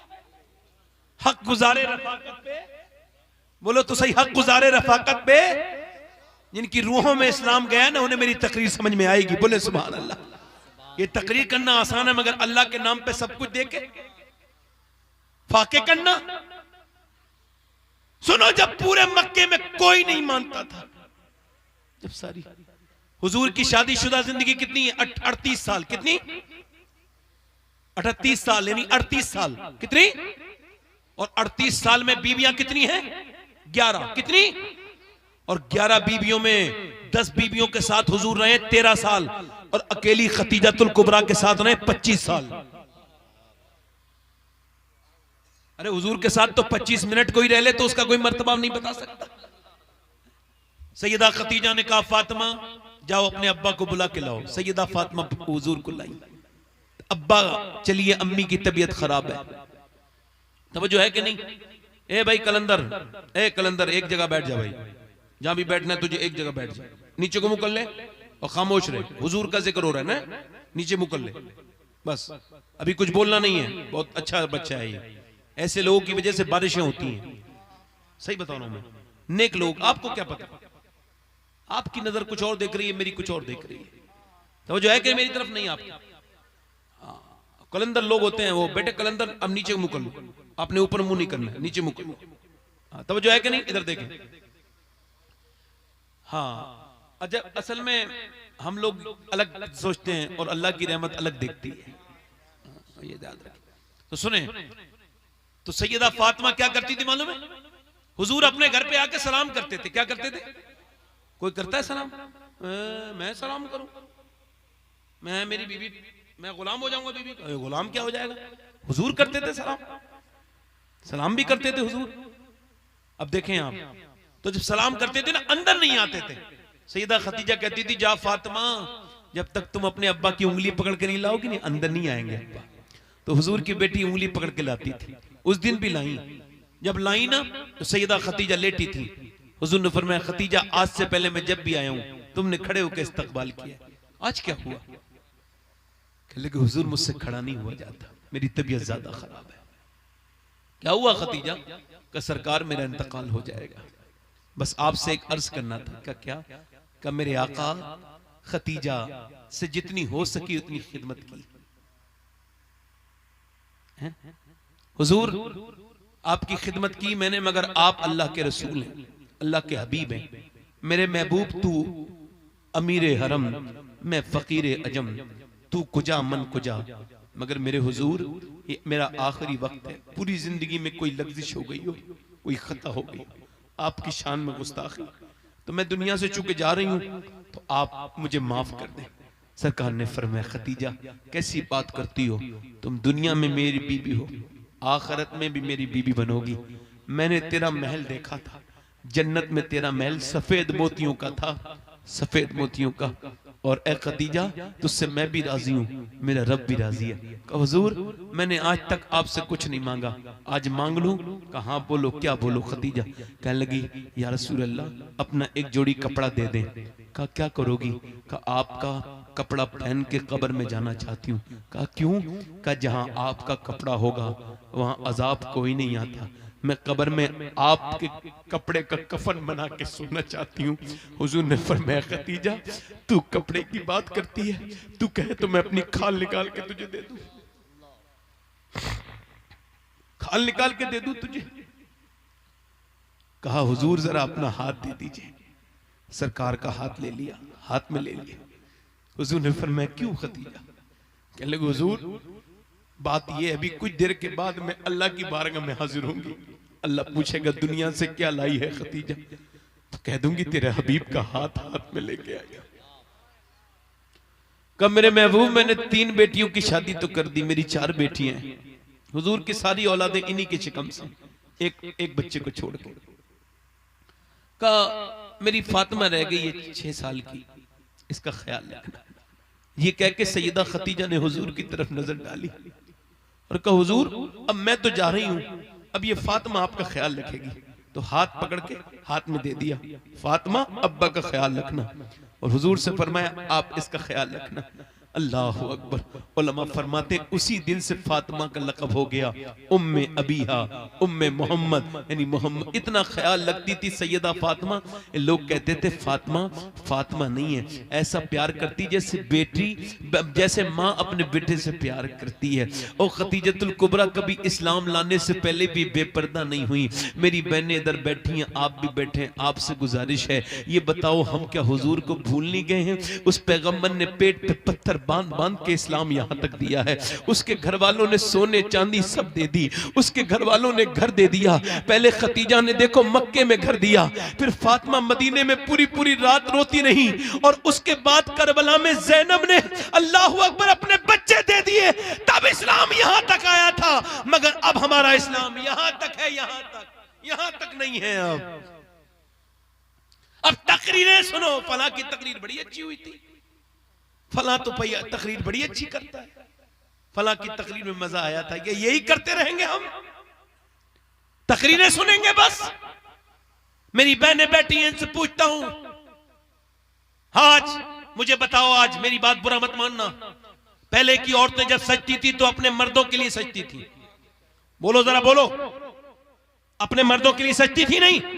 और आला हजरत फरमाते औरतों के लिए जरूरी है, बल्कि बाज़ उलमा ने कहा यह बहुत जरूरी है कि जब शौहर घर पे आए काम करके शाम को औरत को चाहिए अच्छे कपड़े पहने, चेहरा धोए, अच्छा मेकअप करे, अगर मेकअप हो तो। सुने, फरमाते हैं आला हजरत, जब औरत अपने आदमी को दिखाने के लिए आईना देखती है और मेकअप करती है, फरमाते हैं जितनी बार आईना देखेगी उतने ही उसे सदके का सवाब अल्लाह अता फरमाएगा। मर्द की मोहब्बत बढ़ती है औरत के दिल में, औरत की मोहब्बत बढ़ती है मर्द के दिल में। जब मर्द आए तो औरत उसके लिए सजे बने, मगर अब औरतें अपने मर्द के लिए तो नहीं सजती, वही घर में रहती है फटीचर बेकार से कपड़े पहन के। मगर जब यही औरतें शादियों में जाती हैं तो फिर इन्हें देखो, फिर यही मेरी बेटियां मेरी बहनें हैं, ये औरतें कहां हैं? ये तो मेरे सर का ताज है, इन्हें मैं कैसे कह दूंगा ये बुरी है? नहीं नहीं, ये बुरी नहीं है, इन्हें हवा बुरी लग गई। ये अच्छी है, नेक है, मगर वो जो मोबाइलों की हवा लगी और वो जो टीवियों की हवा लगी और वो जो नाटकों की हवा लगी, अब नाटक वाली औरत ने कटवाए कपड़े, यहां ने भी इन्होंने भी कटवा दिए। उसने गला बड़ा बनवाया, इन्होंने ही बनवाया। उसने बेहयाई की तरह जिस्म पे टाइट और चुस्त कपड़े पहने, इन्होंने भी पहने। तो इन्हें ये कौन बताए? इन बेटियों को मेरी बताओ, इन बहनों को बताओ, इन इस्लाम की शहजादियों को बताओ कि इन्होंने जिनकी नकल की है वो तो दुनिया का धब्बा है, वो तो फाहिशा और गंदी औरतें हैं, वो तो मुआशरे की बुरी औरतें हैं। और तुम्हें उनसे क्या मतलब था? तुम्हें तो पर्दा करना चाहिए था, क्योंकि वो जमाने की गंदी औरतें हैं और तुम मेरे नबी के इस्लाम की इज्जत हो इज्जत। मगर तुम्हें रंग चढ़ गया औरतों का दूसरी, तो तुम धोखे में हो। क्या हो? बोलो तो सही। और माजरत के साथ अर्ज कर रहा हूं, अपनी बेटियों को पर्दा करा लो। देखो इधर, देख लो बहनों को, इधर देखो। जब तक मां नेक नहीं होती बच्चे नेक नहीं होते। बोलो तो सही, बोलो तो सही, इधर देखें, बोलो तो सही। मुसलमान औरतें ऐसी नहीं होती बेपर्दा, नहीं, मुसलमान पर्दे में रहती हैं औरतें हैं। ये तो वो औरतें कोई और होंगी, हवा लग गई जिन्हें। इधर देखो, इधर तवज्जो करो। कुछ लोग शोर नहीं मचा रहे हैं, शोर मच रहा है ना आजकल। मुसलमान लड़कियों को बचाओ। मैंने भी एक साहब से कहा, भाई अपनी बेटी को जरा पर्दा करा लिया करो, आप तो यार पढ़े लिखे लगते हो। कहने लगे मुझे अपनी बेटी पे भरोसा है। क्या है भाई? बोलो तो सही। तो मैंने कहा यार तू बड़ा बदतमीज आदमी है, बल्कि तू जाहिल भी है। मैं तुझे अपना जवाब नहीं देता। जुनैद बगदादी से किसी ने कहा मुझे अपनी बेटी भरोसा है, आपने लात मारी सीने पे और कहा चल भाग जाए यहां से। क्या भरोसे करता है जालिम?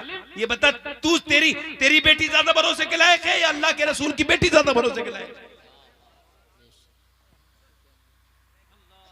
ये काशीपुर है, काशीपुर ज्यादा दूर तो नहीं, इसके करीब की बात है। एक थाने में एक लड़की बैठी थी, इधर देखो, इधर देखो, थाने में एक लड़की बैठी थी और उसके बाप ने उसके पैरों में ऐसे करके अपनी टोपी रख दी। तो उसने अपने बाप के पैर पे ठोकर मार दी टोपी पे। चल भाग यहां से। तो उसने कहा बेटी इज्जत बचा ले। चल मैं तुझे जानती नहीं बुड्ढे। भाई आगे बढ़ा, कहने लगा बहन मैं तो तुझसे बहुत प्यार करता हूं, तूने ये क्या कर दिया, चल वापस चल। वो हमारे मजहब का लड़का नहीं है। रो के भाई बोला ना, तो उसने कहा तू अब रो रहा है? तूने ही तो मुझे फिल्में दिखाई थी, तूने मुझे औरत कब बनाया था, तूने तो मुझे मैडम बनाया था। औरत तो वो होती है जो घर के काम करे। ये बिदत नहीं है, ये बिदत 25-25 साल तक लड़कियों को पढ़ाना, ये लड़कियों का इम्तिहान लेना नहीं है कि देखो बिगड़ती है कि नहीं बिगड़ती है। अरे यार, लड़की को बच्चों को ही तो पढ़ाना था, तो 8वीं क्लास तक पढ़ लेती, काफी हो जाता। 10वीं क्लास तक पढ़ लेती।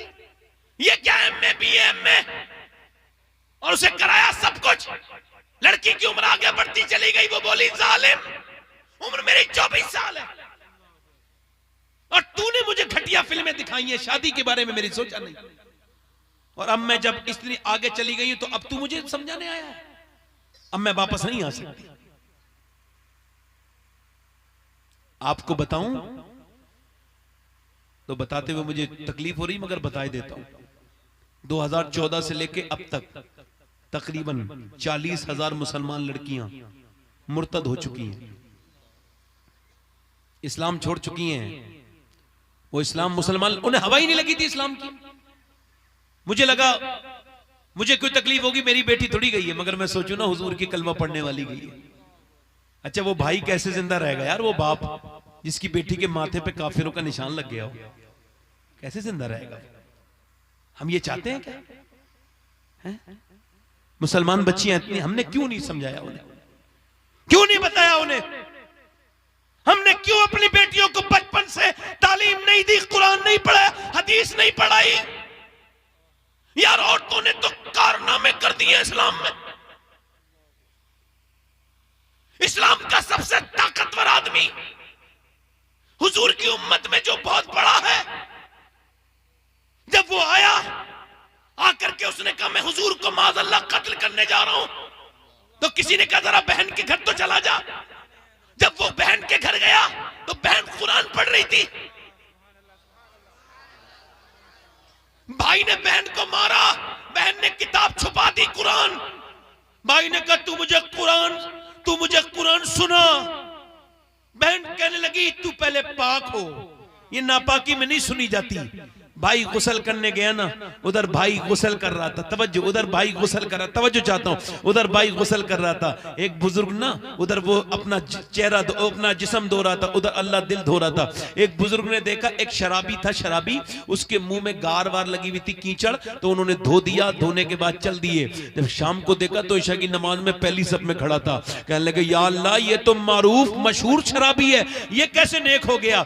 आवाज आई तूने इसका मुंह धो दिया तो मैंने इसका दिल धो दिया। बंदे परेशान क्यों होता है? अल्लाह अकबर। मियां मैंने जब कुरान, मियां अब जब भाई बैठा और बहन ने कुरान सुनाया तो मियां भाई बोला मैं भी कलमा पढ़ के मुसलमान हो जाऊंगा।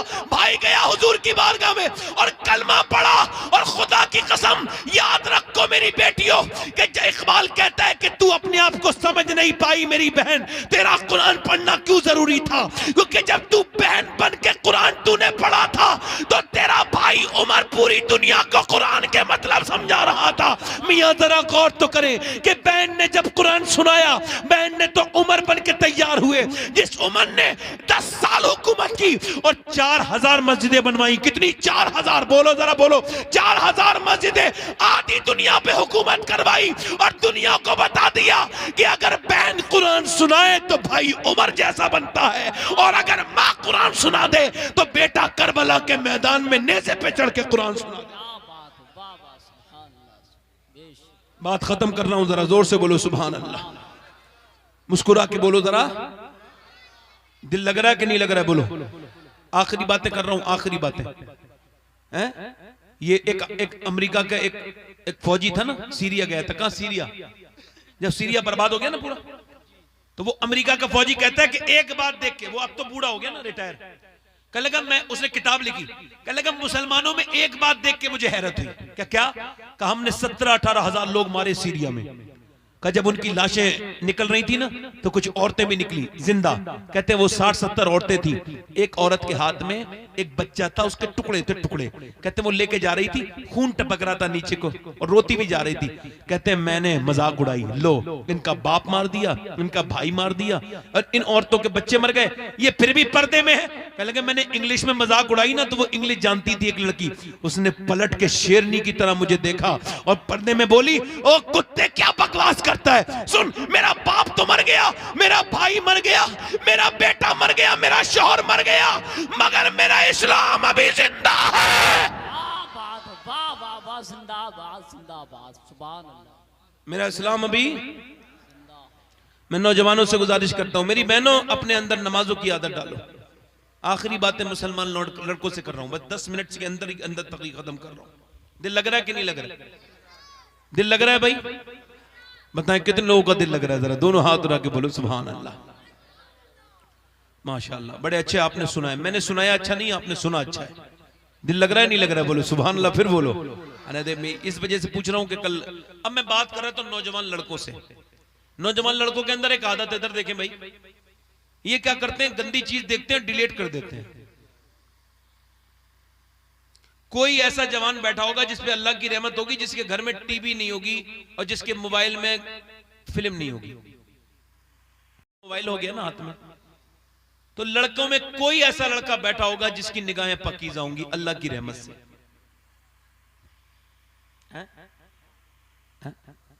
तवज्जो है? फुजैल बिन अयाद का एक शागिर्द था। फुजैल बिन अयाद अल्लाह के वली हैं, नेक, बहुत बड़े इंसान। वो मर गया तो इन्होंने उसे ख्वाब में देखा। तो जब ये मर रहा था तो आपने इससे कहा भाई तू कुरान पढ़ ले, तो उसने कुरान को धक्का मार दिया। समझो है भाई? ध्यान है? मेरी तरफ देख रहे हो नहीं देख रहे हो? क्या कर दिया? बेहुरमती कर दी कुरान की। और मर गया। फुजैल बिन अयास बहुत रोए उसे दफन करने के बाद। कहने लगे मेरे मालिक कैसे इसका ईमान बर्बाद हो गया। नमाज जनाजा भी नहीं पड़ी उसकी, क्योंकि पता हो गया इसका ईमान खत्म हो गया। कहने लगे मेरे मालिक मेरे साथ उठता था, बैठता था, तस्बीह पढ़ता था, रात भर अल्लाह अल्लाह करता था, ये बर्बाद कैसे हो गया?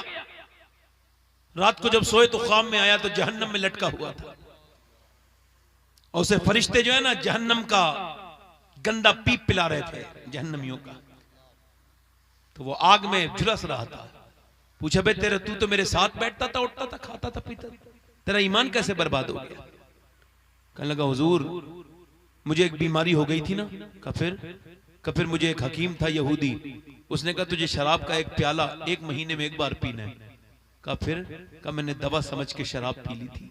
बस इसी वक्त से अल्लाह ने मेरे दिल से ईमान छीन लिया, और मरते वक्त कहा गया तेरा दिल इस काबिल नहीं है कि इसमें ईमान रहे, तेरे अंदर शराब है, शराब। तो शराब की वजह से मेरा ईमान खत्म हो गया। क्या हो गया? कोई ऐसा इंसान है जो चाहता हो कि मैं दुनिया से जाऊं तो बेईमान जाऊं? शराब, जिना कितना बड़ा गुनाह है। एक औरत थी, इधर देखो, तवज्जो करो, आखिरी ये रिवायत, और इस रिवायत पे पूरे लोग ध्यान दें, 1 मिनट के लिए पलक भी नहीं झपकना चाहिए, ध्यान से सुना। एक औरत थी बनी इसराइल में, इतनी हसीना थी, उलमा फरमाते हैं, हदीस में आया है, इतनी खूबसूरत थी कि जो उसे देखता था दूसरी मर्तबा जरूर देखता था। उसके नैन नक्श, उसका चेहरा, उसकी आंखें, उसकी नाक, उसके चेहरे की बनावट इतनी हसीना थी, शहनशाह हसीना थी, इतनी हसीना। अब बिल्कुल जो है गैर मामूली औरत थी, यूनिक, बिल्कुल अजीब हुस्न था उसका। तो जो देखता था, अब उसने क्या किया कि बुरे काम शुरू कर दिए, अपने जिस्म का गलत फायदा उठाया, और उसने सारे अमीरों को अपने घर में बुला लिया। यानी कोई ऐसा उस इलाके का अमीर नहीं था जो उसके यहां नहीं आता था, जो उसके हुस्न से लुत्फअंदोज नहीं होता था। और फिर उसने क्या किया, ऐसा चाल खेली कि सारे पैसे लेके अपने आप अमीर औरत बन गई, सारों को गरीब कर दिया, नवाबों को बर्बाद कर दिया उसने उस जमाने के। और उसने फिर बड़ा सा महल बनाया, और उस महल में बड़ा सा दरवाजा, और दरवाजे पे दुल्हन बन के बैठती थी पूरे दिन, और पूरे दिन ग्राहक तय करती थी, ग्राहक पूरे दिन ग्राहक तय करती थी, और जो भी गुजरता था उसके पास आता जरूर था, देखता तो जरूर था, भीड़ लगी रहती थी दीवानों की। जब एक दिन एक नेक आदमी गुजरा था, रातों को इबादत करने वाला कोई अल्लाह का नेक बंदा, वो गुजरा, उसने भी उसे देखा ना, तो नजर उसकी भी खता कर गई, उसके दिल में भी बस गई वो। उसने 1 साल 1 महीने लगातार रातों को कहा अल्लाह मुझे बचा ले उस औरत से, मगर ख्याल ही नहीं निकला। ऐसा जालिम ख्याल था उसका, दिल में बैठ गया ख्याल, ऐसी हसीन औरत थी वो। मुजद्दिद फिसानी फरमाते कि जिना की तारीफ ये है, क्या? आंखें देखती हैं, आंखों से शुरुआत, आंखें देखती हैं, दिल पसंद करता है और शर्म का इस बुरे काम को कर जाती है। अल्लाह अकबर। हुजूर फरमाते शादीशुदा, कुआरे तो कुआरे छोड़ो, अब तो शादीशुदाओं के अंदर गलत आदत है। हुजूर फरमाते मैंने मेराज की रात देखा, एक मेरे कुछ लोग थे, उनके सामने अच्छा खाना पड़ा था, मगर वो गला हुआ कीड़ों का सड़ा हुआ खाना खा रहे थे, गंदा खाना, पीप भरा खाना। मैंने पूछा जिब्राइल ये कौन लोग हैं जिनके सामने अच्छा तैयब बेहतरीन खाना रखा है, ये घटिया गलीज खाना खा रहे हैं? तो जिब्राइल ने अर्ज किया या रसूलल्लाह, ये आपकी उम्मत के वो लोग हैं जिनके घर में नेक औरतें थीं, मगर ये जाकर के बदकारी किया करते थे बाजारों में।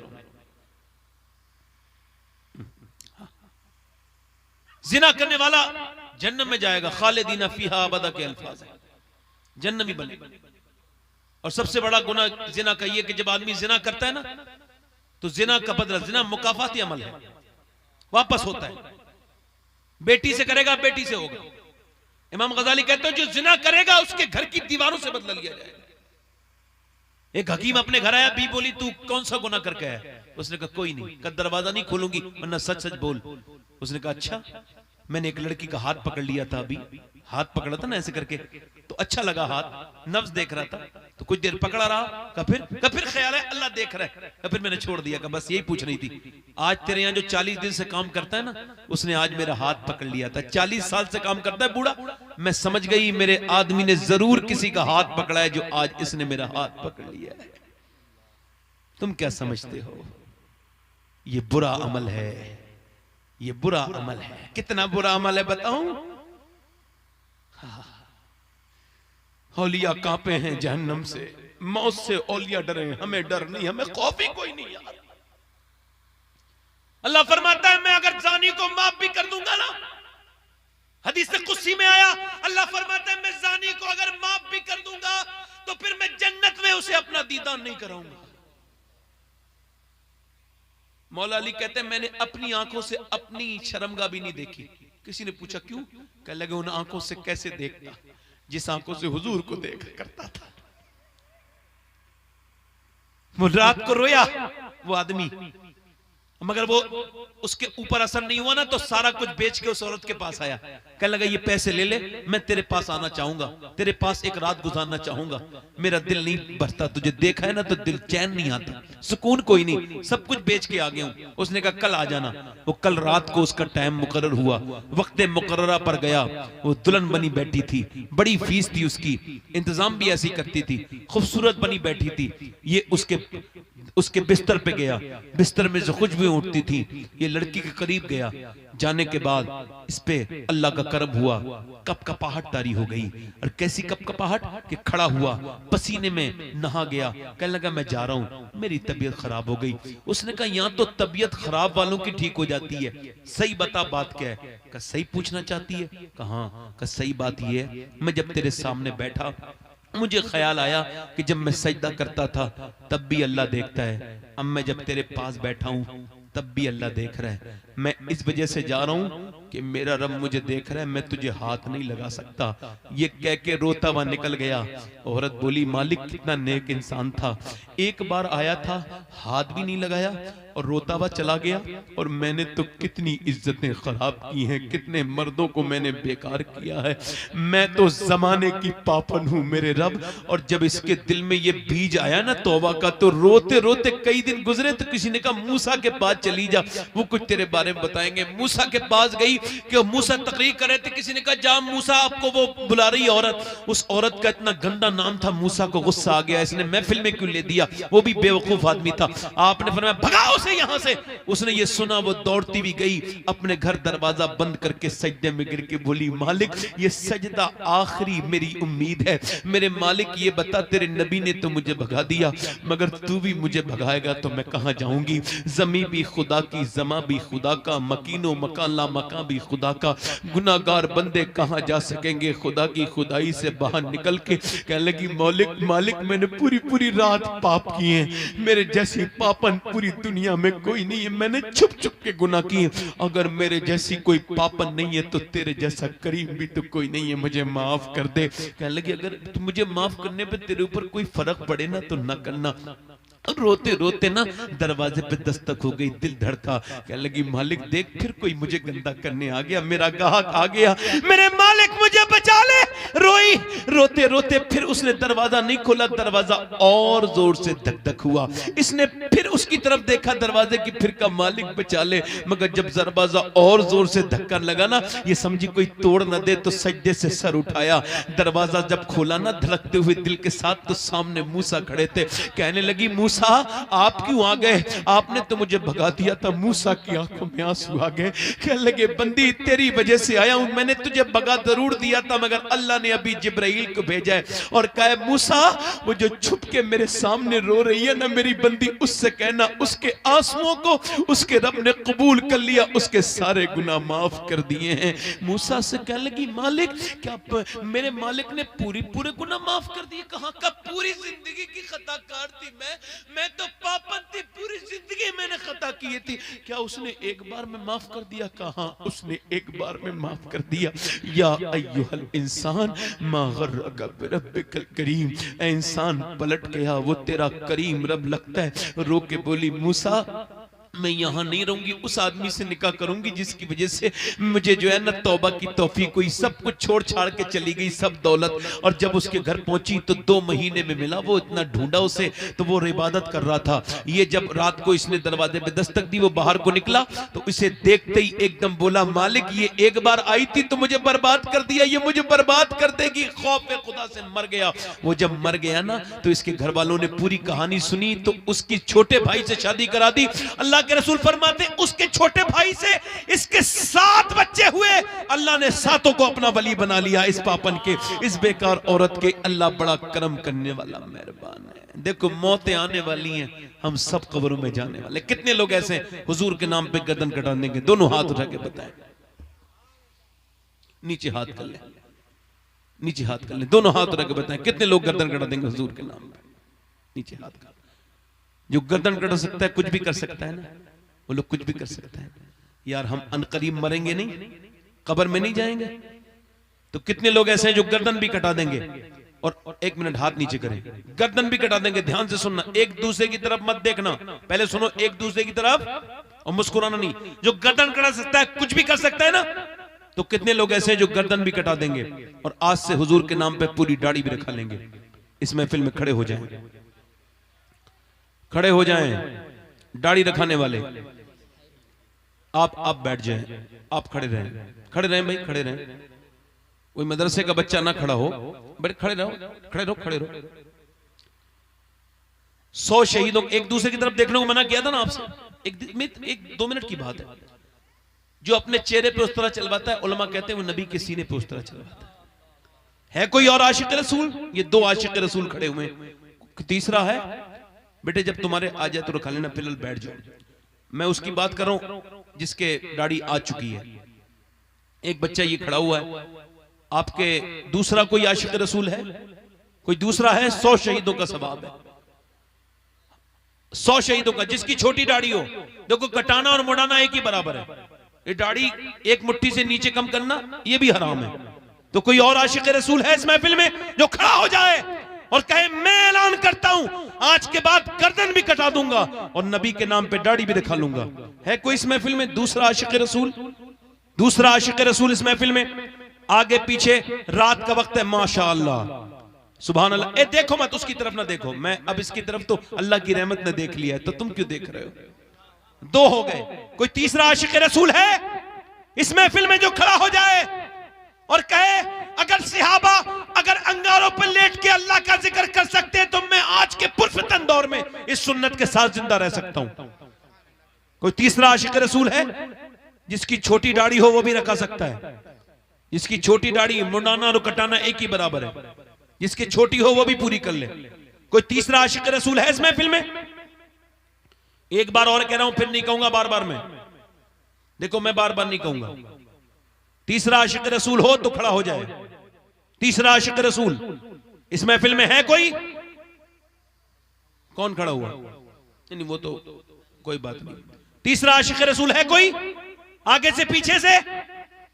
कमेटी वालों, जलसा कराना भी अच्छी बात है, मगर दाढ़ी रखाना तो वो सुन्नत है जो कब्र में साथ जाएगी। है कोई तीसरा आशिक रसूल? एक बार और कह रहा हूं, 100 शहीदों का सवाब है। तीसरा आशिक रसूल है कोई? इस महफिल में खड़ा हो जाए जो हुजूर अलैहिस्सलाम की सुन्नत को पर अमल कर ले। देखो मैं मोहब्बत से कह रहा हूं, और मैं मुबल्लिग हूं। मुबल्लिग कभी जो है ना, वो खड़े रहना भाई, वो नाउम्मीद नहीं होता। उसे पता है नकद कभी कभी इनाम नहीं मिलता, कुछ दिनों के बाद मिल जाता है। और दूसरी बात ये है ना, हिदायत मैं थोड़ी देता हूं, हिदायत तो अल्लाह देने वाला है। कोई तीसरा आशिक रसूल है इस महफिल में? अरे कोई मसला नहीं है भाई। अरे कलंदर नहीं भाई, कलंदर ना, तुम नहीं भाई, तुम्हारी हमारी बात है, तुम नहीं। तीसरा है कोई? तीसरा है? अरे 2 ही काफी है मेरी बख्शिश के लिए, मगर मैं कह रहा हूं तो तीसरा है? तीसरा है कोई आगे पीछे से? सुभान अल्लाह, माशाअल्लाह। 2 काफी हैं, बोलो 2 काफी नहीं है क्या? अरे बोलो तो सही, काफी है कि नहीं? और अगर 2 भी नहीं होते तो कहना ही काफी है। मगर फिर भी कह रहा हूं कि देखो ये हुजूर की मोहब्बत का मामला है। हर नबी के दाढ़ी, हर वली के दाढ़ी है ना। 1 2 आशिक रसूल हो गए, दाढ़ी रखाएंगे। हाँ, हर मर्द के दाढ़ी, औरत की कभी दाढ़ी नहीं आती, मर्द के ही आती है। मगर वो अल्लाह की रहमत तो बताती है कि तू मर्द है, मगर वो मुंडा के जने क्या साबित करना चाहता है। 2 लोग हो गए। दाढ़ी रखाओगे इंशाल्लाह? आप भी रखाओगे इंशाल्लाह? बैठ जाओ। अच्छा एक बार बताओ, आप पीर के मुरीद पहले हो या हुजूर के उम्मती पहले हो?